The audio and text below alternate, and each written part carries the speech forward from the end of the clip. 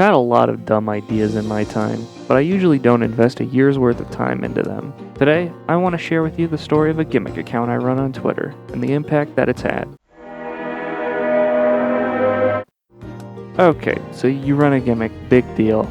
I get it, probably not that interesting on its face, but stick with me here. I've run this account for a year by the time you're seeing this, and trust me, there's a lot of interesting stuff for me to cover here. First, I should probably begin by explaining a couple of things regarding the beginning of my account. What even is it, and when did you make it? To tackle that first part, what the account is, I'd like to start by talking about Snakebot. Okay, you don't actually have to watch the 40 minutes of me explaining Snakebot for you to understand this, but to expedite where I'm headed with this, here's a brief summary of what's relevant.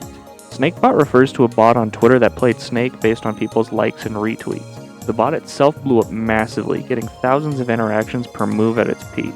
In the process of blowing it up in popularity, a community formed where I happen to be fairly prominent. Another prominent member of the Snakebot community was a strategist called Uber, and knowing who Uber is and where I know them from is basically all you really need to take away from that. Anyways, Uber was someone on Twitter who has their own string of interesting experiences, which extends to them running a couple of Gimmick accounts. One of the Gimmick accounts they run interested me. The premise behind a Gimmick account, for those unaware, is just to run an account with some express purpose. So a meme page posts memes, a roleplay account sticks to just being that character, and in the case of this account that Uber made, saying no every day in response to a question the account poses, which is whether the Diamond and Pearl remakes are out. By the way, super happy to share that the remakes did finally come out, so now the string of no's have come to an end. So, getting back on track, I saw this account and was really taken by its posting every day. Uber made use of the scheduled tweet feature on Twitter, which means that you can set up tweets in advance and let the account run itself until you see fit to manually run it. Looking at this setup, I was inspired myself to make a Gimmick account that did something every day. For this next part, I would have to come up with a gimmick, which is easier said than done. I mulled it over for a few days when I had the time to think uninterrupted, and eventually was most drawn to the idea of following someone on Twitter every day. You see, I don't follow a lot of people on my main intentionally, since I dislike not being able to keep up with my smaller social circle and select creators that are interesting to me. That being said, I did want to see how running a Gimmick where I follow more people was different from my main. So I had a concept down. Now I just needed to pick a time to start the account. Truthfully, I could have picked any random time to get the account started, but where's the fun in that? Okay, so what start point did I pick, you ask? I started posting on the account the same day that I got a perfect score on the Snakebot, with the help of a community and all that. I said you didn't have to see my videos to understand, but if you want to learn more about those events, I'd like to think I did a pretty decent job covering that. Anyways, right before the Snake account puts out a win screen, I went to work making my Gimmick. In the physical creation of my Gimmick, there's not a lot to say since it was rushed, but I'll give you some of the highlights. First, I had to create a handle. I was originally expecting to spend a lot of time coming up with something creative that conveys the intent behind my account, but it turns out the first handle I tried worked. Considering how integral following is to Twitter, I'm kind of surprised this worked. But okay, I have a handle now. Next, I went to work adding a profile picture and a random banner that looked decent thematically, both of which are garbage quality. I did say I was rushing here.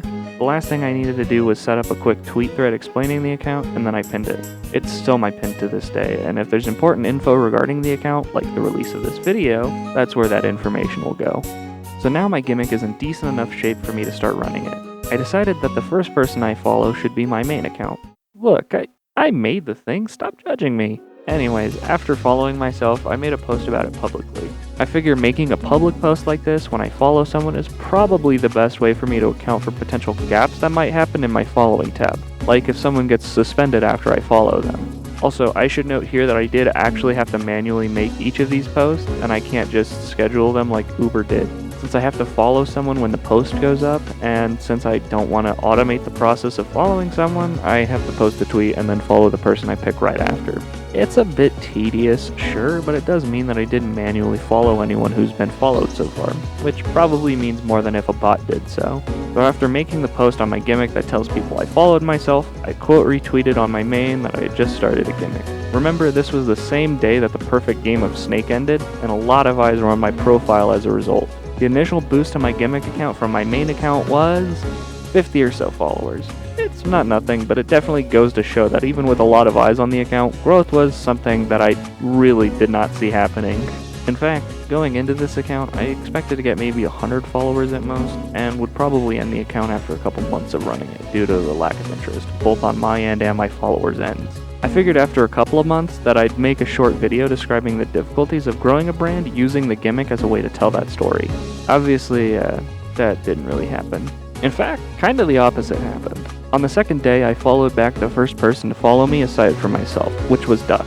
And then on the next day, I followed my buddy Hatena360. Hatena has a decently large platform on his own, and a lot of his followers might know me from somewhere, whether it be as a friend of his or as a mod of his Discord server. So when he boosted the account by quote retweeting the post where I mentioned that I follow him, it definitely had an impact. That impact wouldn't be felt immediately, but it would be felt that same day. Okay, so I wanted to do something fun. I had a decent number of people, roughly 50, following me, and a lot of them wanted me to follow them at once. Since I didn't have a specific preference for who to choose, I figured I'd make a small competition.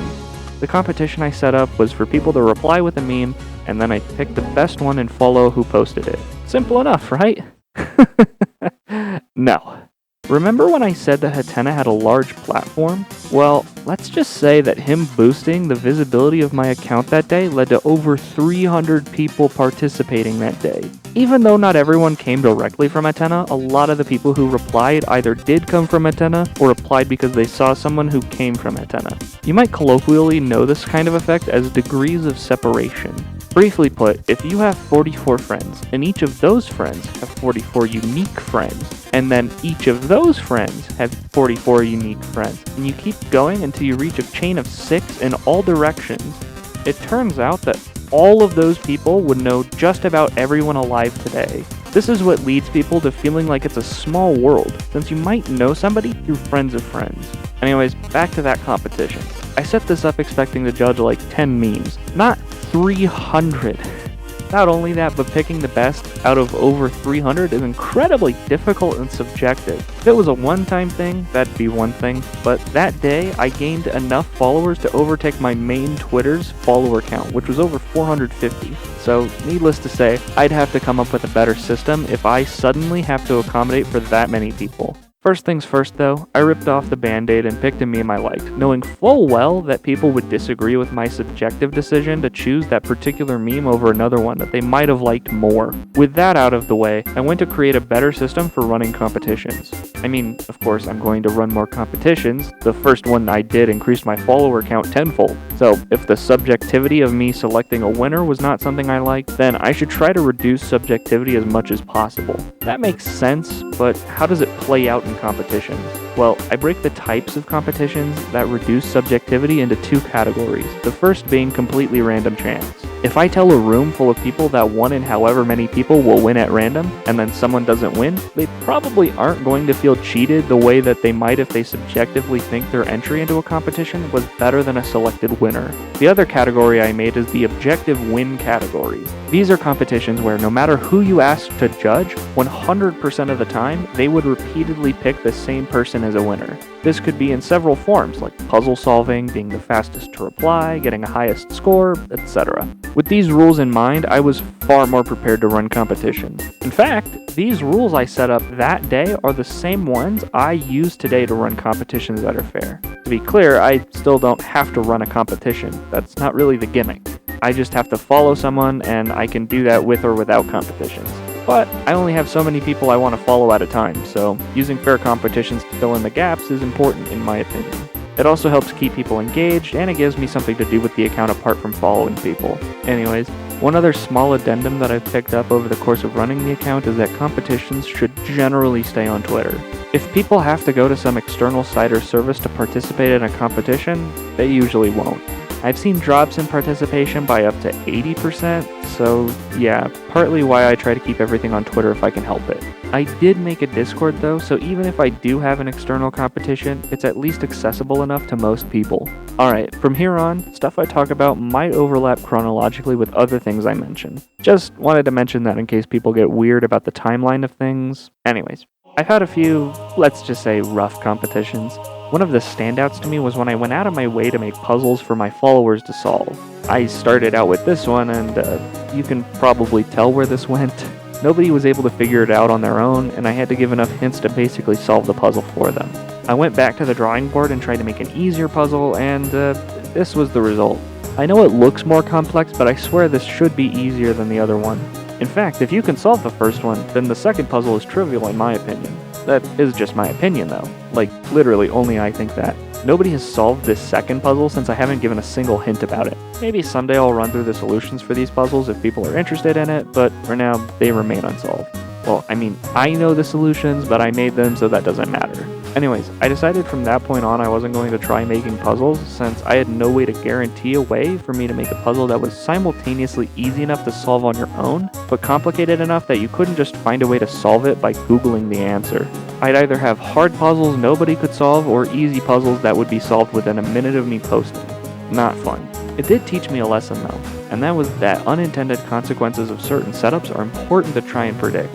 And so I try to be more cognizant of ways that a competition might not work out before I post it. That whole cryptograph arc aside, I want to try to describe generally what the eras of this gimmick were. You may be wondering what the heck I mean by an era of a Twitter account, so let me explain. Basically, an era would refer to a period of time where people I follow on the account were predominantly from a similar community. I believe that my account had 3 distinct eras. The first one was the Snakebot era. Next, there was the era of Mario. Last was the era of Geometry Dash, which is arguably still happening as I post this. I should make a note here that not everyone I followed fell cleanly into one of these categories, but during these eras, I was more likely to have followed someone from these distinct categories. For now, let's start from that first category, the Snakebot. Like I said earlier in the video, lots of people had followed me early on from the Snakebot, and as it turned out, they happened to be the most active in competitions out of those who followed me. As a result of that, they got more opportunities to get followed, and with that, got followed most often. This era lasted for about the first month and a half of the account. One person from the Snake community that had followed me is a user that went by Rashed, and once I followed them, another user that Rashed knew followed me, Bambumata. Ultimately, Bam went on to win a follow of their own, and as a result of that, a deluge of people followed me. I didn't realize it immediately, but both of these users were a part of another community called the Super Mario Odyssey Trick Jumping community. They tend to abbreviate this to just the Trick Jumping community though. They didn't immediately start winning competitions since they had to compete against other people who had been following since the beginning. The thing is though, once a few of them started winning competitions, the era of Mario truly began, as more and more began winning. How do they start dominating the follows though, you might be asking? Well, I haven't mentioned it before, since I thought it'd make for a better dramatic reveal, but there's actually an unspoken agreement that allowed them to do so. Basically, I allow people to participate in competitions even if they've already won, and they can win again for someone else to get followed. In my mind, competitions are less fun when there's fewer people, so if people are willing to keep playing even after winning, that's a dub for me. So the trick jumping community, after having a few winners, started having people boost the odds of each other winning by having multiple winners pick the same person to follow if they won. This resulted in more trick jumpers, and eventually, due to overlap, the Super Mario Maker 2 Kaizo community participating.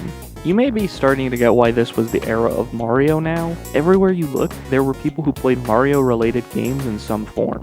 During this time, I was also asked to follow this Angry Birds related account, and since they had interacted with me, I ended up having quite a few Angry Birds related follows during the Mario era. The Angry Birds community was not nearly as cohesive as the Trick Jumpers though, as they usually stopped interacting with my competitions after winning, rather than trying to stick around for others, with some exceptions. Eventually, this era did come to an end though. I'd approximate this happened around the time 2 different events took place.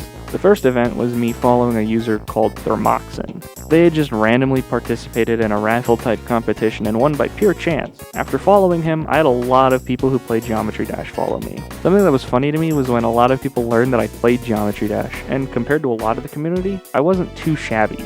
Thermoxin wasn't the first GD related account to be followed, but they were the first GD account to actually pull the GD community towards my account. Anyways, the other event that I think marked the end of the Mario era was me following speedrunner Andrew G.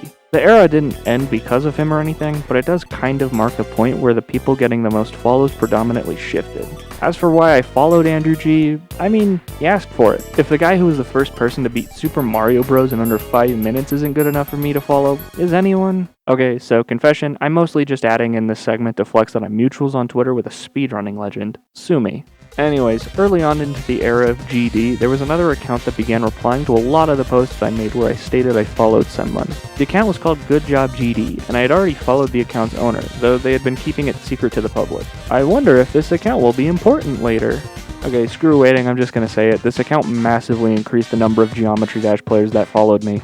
Sometimes for milestone follows, I'd host what are known as poll tourneys, where people sign up and then are put in polls against people, and if they win, they move on, competing round after round until just one person remains. For the 250th follow, I had set up one of these poll tourneys, and good job GD joined it.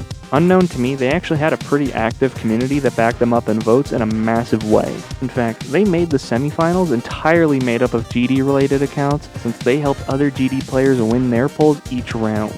Needless to say, the support and hype around Good Job's win were large, and I had gained over 100 new GD followers that day. In fact, something cool that I thought I'd share is that the GD player who inspired me to use poll tourneys in the first place has commented under a few of my competitions. Since following Good Job, I've been making competitions for people to win, and just due to the sheer volume of GD players who follow me, they've won a lot of the time. The GD community has been getting followed less frequently as of late though, so it may be an indication that the so-called era of GD is coming to a close too. And as far as eras go, that's pretty much it. Sorry in advance if I missed a community that you came from, these accounts were just most prominent from my perspective. Even though I've talked about the eras of the account, I would still like to spend a little time talking about the weirder things that have happened since starting the account. For one, there was a time when people decided to make a lot of spin-off Gimmick accounts that were similar to mine. They're still being made to this day, and to be honest, even though I'm trying to show all of them on screen now, I probably missed a couple. I think it's really cool that people were inspired enough by something I was doing to do something similar on their own though. I never expected to have that kind of impact, and it's definitely one of the most flattering things to happen while running this account. Another time, I decided to run a Hunger Games simulator, but I put some of my followers in and I would just follow the winner. After getting some people for the game, I made a Hunger Games thread of well over 100 tweets. Yeah, my condolences to anyone who had notifications on during that. Ironically though, I did end up gaining followers through that. More recently, there was the time I got scammed by VoiceMod. They made a tweet asking people to ratio them, and if successful, you could get Lifetime VoiceMod Pro. I made a quote tweet and successfully ratioed them. After finding out multiple people got the prize already, I messaged them. Then they ghosted me. I didn't really think I had to directly reply to them since they had responded directly to quote tweet ratios already, but yeah, despite actually qualifying, I got ghosted and scammed. It's kind of funny though, since being scammed is the last thing I want someone to feel if they participate in one of my competitions. If they had worded it indicating there were limited numbers of allowed winners, that would be one thing, but since they just said to ratio them to qualify, and I qualified, I would be justified feeling scammed not having received anything. Point is, I feel a lot better about the way I run competitions, seeing how poorly even big companies run competitions at times. Well, that's where the story would have ended, but recently I ratioed them again, and they replied that they'd check my ratio soon, and then they ghosted me again, so never mind, I still got scammed. Actually, come to think of it, I do get away with doing a lot of stupid stuff on this gimmick. I have an abnormally high amount of interaction on my posts compared to my size, which means I can get away with doing stuff like bullying people. Okay, look, I get bullied back, so it's fair, right? Anyways, something that really highlights the fact that I can get away with doing stupid stuff is the time I hosted a Twitter space. Twitter spaces are kinda like Discord VCs, but everyone has a garbage mic since you're forced to participate on your phone. Anyways, I hosted one of these spaces and sat in complete silence for an hour, and over 70 people joined me in silence. There wasn't really a point in it, but how many people can say that they can get over 70 people to sit in silence for an hour? So yeah, I've been able to do a lot of dumb stuff using the level of engagement I've got. Anyways, that pretty much does it for the bulk of events surrounding Daily Follower. I'll be answering some frequently asked questions in a moment though, so stick around. Honestly though, the level of growth that the Daily Follower account has had is pretty hard for me to comprehend. I mean, I've been making videos on YouTube for almost a decade at this point, and for most of that time, I didn't even have 100 followers, let alone a couple thousand. I've tweeted a lot on Daily Follower, effective making it the main Twitter account I use, so I guess in a way I really did trick over 2,500 people into following me on Twitter. Sure, I still have to follow someone every day, but beyond that I can just kind of run the account however. Still, I'm going to plug my actual main Twitter real quick, since I have a lot of cool projects on the way, and if you like this video, then you're definitely going to want to see them. In fact, I may or may not already have a topic in mind for my next commentary, but you'll have to wait to see what it is. Anyways, on to frequently asked questions. First, why is the number of people you're following lower than the number of people you claim to follow? Great question. I kind of alluded to this earlier in the video, but if someone gets their account suspended or deactivated after I follow them, they won't appear on this counter, but it doesn't actually delete my post where I followed them. Next, can people participate after they get followed? Yes, people actually have used this to get large portions of the community followed, like Trick Jumpers had. Lastly, follow me. That's not a question, but if you win a competition, sure. In all seriousness, this whole experience has been pretty fun for me. I'm not 100% sure how long the account will last, but I don't plan on ending it anytime soon. I'll probably just keep running it for as long as I have fun running it, or as long as people enjoy interacting with it. Considering that the account is still consistently growing, the latter factor is probably going to have less to do with the account stopping, to be honest. So if you've come this far in the video, I'm going to briefly mention that hardly anyone who watches my videos are subscribed, and since I have a lot of really cool stories like this on the way, it'd mean a lot if you give me a subscription. Actually, I recently hit 500, which means I get a community tab now. Massive thanks to everyone who's helped me get to this point on YouTube. It really means a lot that you guys have enjoyed the videos, considering how long it takes to make these sometimes. I mean, this video took me a year of running a Gimmick account. Point is, you guys are awesome, and I appreciate your support a lot. But that's all for now. Thank you all for watching, and I hope you all have a great rest of your day. Peace.